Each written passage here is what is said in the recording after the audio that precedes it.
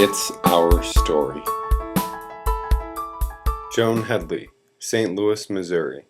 I hesitate sometimes to say that because I've had some people say, oh, how could you be so, assuming as to make her the grandmother of the independent living movement. But she really was a person who had a knack for finding people and then connecting people with each other so that they then, the two of them would learn from each other, and they'd bring in the third, and they would learn from them, and that gave them power. There was power in numbers.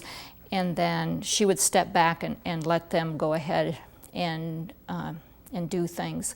So from that perspective, and from encouraging people with disabilities to do for themselves instead of have someone do something for them, which is really which is part of what independent living is.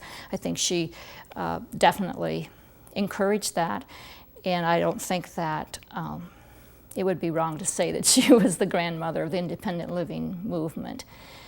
And again, I didn't know her that long, but I do think that there was a connection between what the possibilities of what she thought people with disabilities could do, kind of connected back to her view of how her father treated her brother. So she can remember as a child thinking that her father was expecting so much of him, and possibly shouldn't have because he had a disability. But she came to realize that that was a good thing, and that her brother was better for that expectation, and that they treated him just like they treated her. And I think that is part of where some of that idea came from. So she would tell stories of how there were things that her father would tell Bobby to do, and she didn't think he could do them, so she would do it, and then when her dad would come home, it would be all done, and Bobby would say he did it, and she would back him up and say, yeah, Bobby did all of that. But I think there is some connection from that early experience to how she felt about people with disabilities.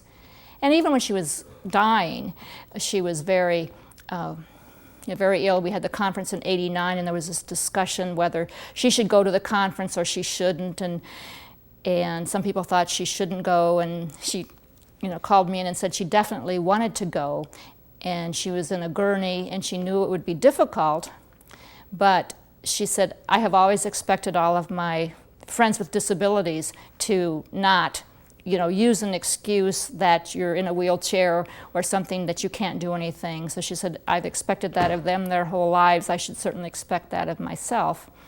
And so she went.